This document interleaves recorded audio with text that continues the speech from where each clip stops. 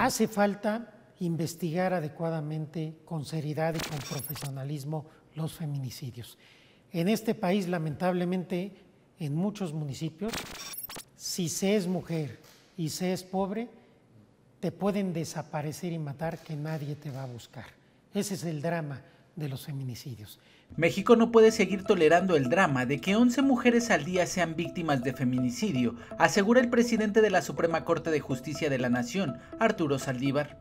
Si no se previene y no se investiga, se genera impunidad, y la impunidad es el caldo de cultivo de la delincuencia. A 6 meses de que finalice su presidencia en el Poder Judicial, el ministro Saldívar sostiene que es importante que en el país se haga una reflexión colectiva y que se tome muy en serio este flagelo, cuyo origen se encuentra en la permanencia de una cultura machista que se multiplica ante la inexistencia de investigaciones y que deriva en impunidad para los perpetradores. La mayoría de los feminicidios no se investigan. Cuando se investigan mal. Cuando son casos mediáticos, además, se revictimiza a las víctimas. En muchos casos se trata de responsabilizar a las mujeres, que porque usaban minifalda, que porque habían bebido, que porque estaban en un bar, que porque las amigas las dejaron, que porque sus hogares se encuentran destruidos y entonces el papá o la mamá no realizó la labor que les tocaba. Por supuesto que hay una cultura machista y una serie de desigualdades estructurales en las cuales las mujeres no tienen el piso parejo. No lo tienen en la familia, en la escuela, en la academia, en los deportes, en la vida profesional, en la vida política, en la misma vida en prisión. El drama de las mujeres en prisión es muy diferente al que viven los hombres. Por supuesto que hay desigualdades estructurales que tenemos que ir revirtiendo para buscar la igualdad sustantiva entre el hombre y la mujer. Esto es un problema muy complejo, pero sobre el cual yo he venido insistiendo mucho durante años, la necesidad de igualar la cancha. Lo hemos hecho en el Poder Judicial Federal. Aquí hemos instaurado una serie de medidas, acciones afirmativas que nos han ahora hecho acreedores al primer premio interamericano de mejores prácticas para generar liderazgos femeninos que nos entregó la OEA hace 2 semanas. Y esto es muy importante porque lo que está haciendo el Poder Judicial mexicano es un referente no solo en México, sino en el mundo. Ojalá otras instituciones públicas y privadas siguieran con este ejemplo. Tenemos que generar un ambiente de mayor igualdad en todos los ámbitos de la sociedad. Debemos recordar que esta serie la insertamos en una tradición de la Corte de usar el arte para denunciar injusticias. En el siglo pasado, en la década de los 40, los murales de José Clemente Orozco denunciaron la injusticia social, la explotación, la corrupción. Recientemente, el mural de Cauduro denuncia los grandes problemas de la justicia en México.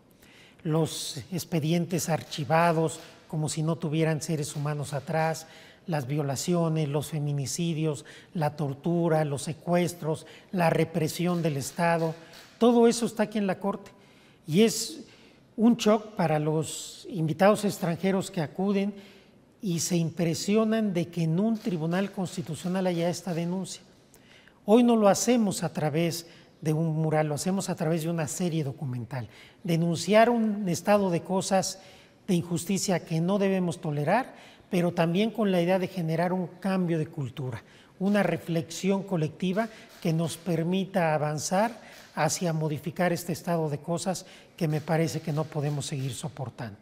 Al hacer un balance de su presidencia, en entrevista con El Universal, el ministro Saldívar asegura que entregará un poder judicial con un cambio de 180 grados en relación al que recibió, y dice que sus detractores y quienes sostienen que el Poder Judicial está sometido y que el Poder Judicial no es independiente, deben remitirse a las sentencias que ha dictado la Corte, las juezas y jueces federales en estos 3 años y medio. Mi equipo y yo vamos a dejar un nuevo Poder Judicial Federal en muchos sectores. Tenemos una reforma constitucional y legal, que es una reforma judicial, que nos ha permitido combatir la corrupción, combatir el nepotismo como nunca se ha hecho, combatir el acoso sexual. Tenemos una agenda de género en que hemos igualado la cancha. Nunca se habían nombrado tantas juezas y magistradas como ahora. Hemos hecho concursos exclusivos para juezas de distrito, para magistradas de circuito, y los que no han sido exclusivos han sido siempre paritarios.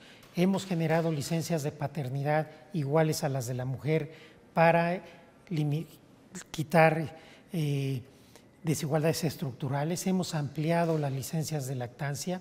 Hemos generado una perspectiva de género. Hoy en la carrera judicial, que por primera vez hay una carrera judicial en todos los cargos del Poder Judicial, es obligatorio un curso básico de género como herramienta para la igualdad. Hoy todo el Poder Judicial veremos las cosas bajo el prisma de la igualdad de género. Mi relación con el presidente ha sido cordial, respetuosa y afectuosa.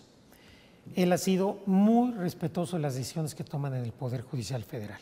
Y a quienes dicen que el Poder Judicial está sometido y que el Poder Judicial no es independiente, yo lo remito a las sentencias que ha dictado esta Corte y a las sentencias que han dictado los jueces y juezas federales estos 30 años y medio. Nunca en la historia del Poder Judicial Federal se habían dictado tantas sentencias en contra de las políticas de gobierno de un presidente como ahora. Y el presidente ha sido absolutamente respetuoso de lo que se ha dictado. Díganme ustedes, una sola política pública relevante, prioritaria, que la Corte Mexicana haya echado atrás de un presidente anterior a López Obrador. Díganme una. Y hoy que la Corte y los jueces resuelven en contra del presidente, ¿ahora no hay independencia? Quienes dicen que no hay independencia lo hacen con una intencionalidad política. Hoy no me queda claro que mienten sabiendo que mienten, descalifican sabiendo que están faltando a la verdad. Yo me remito a los hechos. Ahí están las sentencias de la Corte, ahí están las sentencias de los jueces. Y además, todas y todos los ministros somos independientes cuando votamos a favor del gobierno y cuando votamos en contra del gobierno también. ¿De cuándo acá la independencia de un ministro consiste en votar en contra de un gobierno? A mí hay votos que me han criticado el sentido del voto. Nadie ha criticado mis argumentos. Critican el sentido del voto. Y les parece que como en algunos asuntos he votado a favor del gobierno, entonces eso implica que ya no soy independiente. Pero hubo una semana donde voté por la inconstitucionalidad de asuntos muy importantes, 5 días, y un día voté que no. Los 5 días se olvidaron, nada más se acordaron del último. Realmente el país está muy polarizado. Yo entiendo la crítica interesada de quienes pretenden descalificar a la Corte. Muchas veces son grupos antiderechos que no les gusta lo que hemos hecho a favor de las mujeres, que no les gusta lo que hemos hecho a favor de los grupos de la diversidad sexual, que piensan que ocurra algo similar como lo que ha sucedido recientemente en Estados Unidos y se disfrazan con estas descalificaciones, la verdad muy baratas, muy previsibles, que ustedes pueden leer, sobre todo en Twitter, que pues se ha convertido en una red ya bastante contaminada. Pero yo estoy muy tranquilo con lo que hemos venido haciendo. Por mí hablarán los resultados, los hechos, los datos duros, las sentencias, y eso es lo que nadie discute, lamentablemente, simplemente descalifican de manera gratuita. Cauto ante el proceso de sucesión que se vive al interior del máximo tribunal, el ministro Saldívar se niega a opinar si le gustaría que en la silla en la que está sentado sea ocupada a partir de enero de 2023 por una mujer.